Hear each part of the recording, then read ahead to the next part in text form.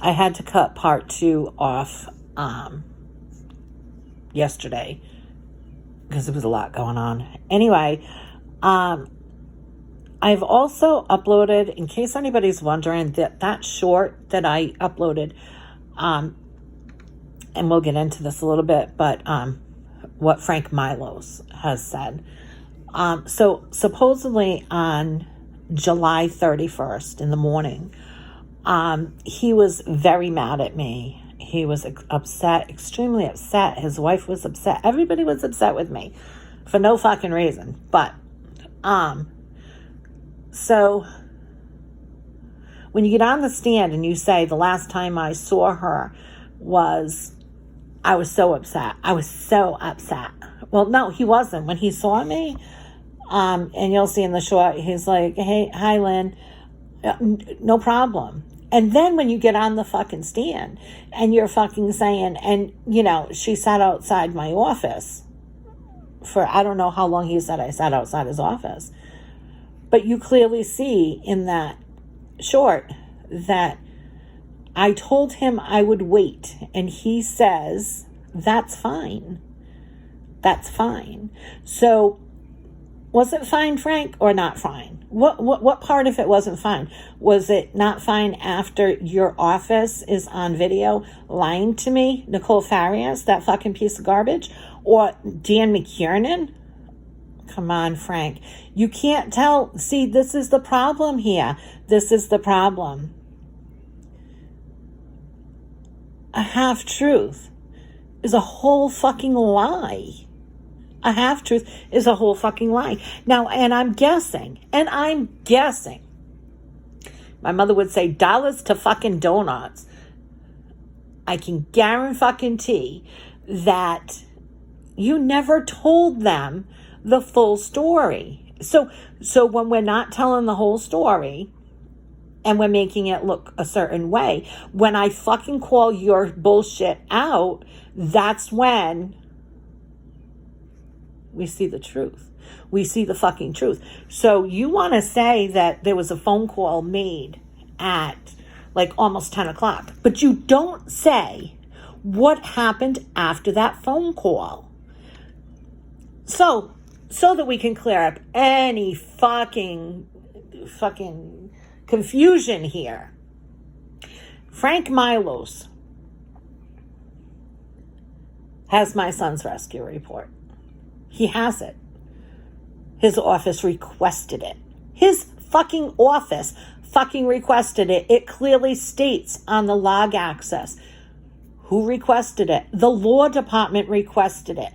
And they requested it on the same fucking day that I was saying that it made no sense that any of this would have anything to do with City Hall. It had to do with me and the fire department. That's all. But instead, Frank Milos has to put his fucking nose into it.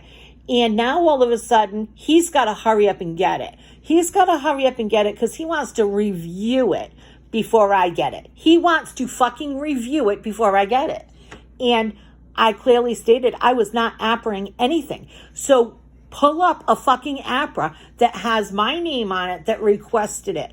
No, you're not going to be able to, are you, Frank? You're not going to be able to fucking pull up a fucking APRA request where APRA, my son's rescue report, you're never going to, would have never fucking happened. I would have never fucking done that.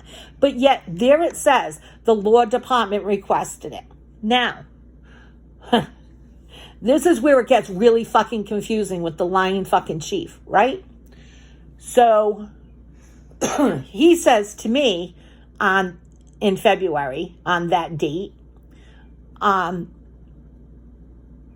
don't know why you're calling my department or calling me, asking me what happened to the rescue report. And he said, I walked it over myself and I handed it to Frank Milos. He handed it to Frank Milos. So he said, it had sat on his desk and he figured, well, you know what? I'm going to go bring this over to Frank Milos. So he handed it to Frank Milos.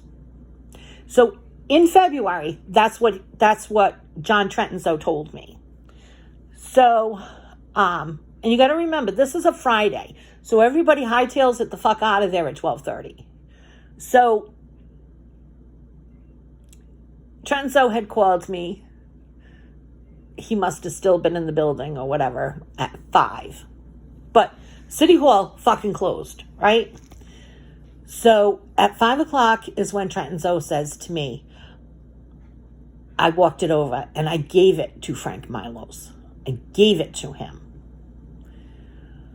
So I try Frank at home. Because I'm trying to figure out why the fuck is my kid's medical information in Frank fucking Milos' hands. So I don't get him. Then I think that there was a call. I want to say it was around 7. No answer. I think I finally got him. Well, the paperwork, I can't see the paperwork, but it's all been fucking sent in. In fact, that's what we worked on this weekend, to make sure that everybody had the fucking paperwork so that they can fucking see for themselves that Frank fucking Milos did not continue on with the conversation about what the fuck happened that night. So now, and he says that he said to me, don't ever call my house. He never said that. He answered the phone and said, what do you want?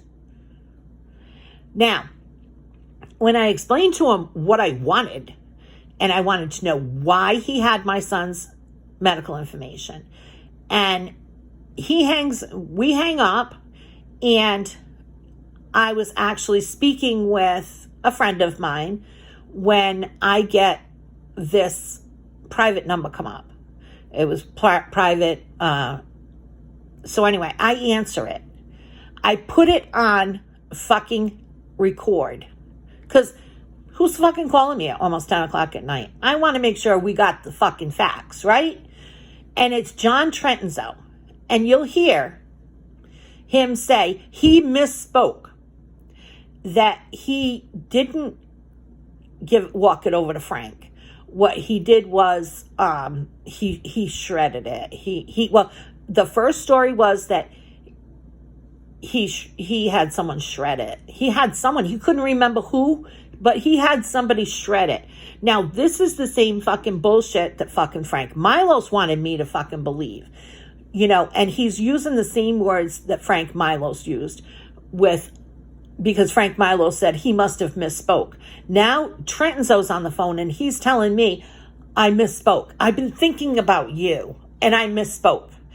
And what does he carry my fucking phone number in his back pocket? How the fuck did he know my phone number at 10 o'clock at night to give me a call?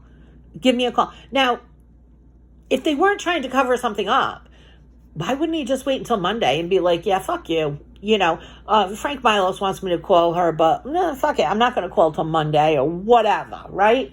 No, we got to be hot on the trail to fucking cover up our tracks. So during the conversation with Trentonzo, you'll hear me say to him, did you just speak with Frank Milos? And he says, no. I said, you have not had any communication with Frank Milos. He says, no, I was just thinking about you. And I wanted to give you a call because I misspoke. Well, that's funny because I had just gotten off the phone with Frank fucking Milos. So, gee, I'm an idiot. I guess idiots fucking think that they can just fucking spew their bullshit and then you're just going to believe them. No. You fucking lie. You're fucking lying. So Frank Milos doesn't tell the whole story when he's on the stand. He wants it to seem like I wasn't looking for something. I most certainly was. In fact, I was looking for something and you turned around and you called the chief of police. The chief of the fire department to make sure that you got your story straight, right? You had to make sure you got your fucking story straight. So, yeah. Unbelievable. Unfucking believable. Now, that short yesterday, like I said, I put it up. Frank Milos probably doesn't think I have it. For some reason, he doesn't believe that, I have it. Obviously, I have the whole recording from that day. I have it all, Frank. In case you didn't know. In case you didn't know. And why? Why, when you were on the stand, didn't you tell them what happened in the stairwell, Frank? Why didn't you tell them that? Well, the last time you saw me was at your office. No, the last time you saw me, you had jacked up my fucking knee on the stairwell. Don't you remember, Frank? Don't you fucking remember? I do. Videotapes don't fucking lie. But Frank Milos does.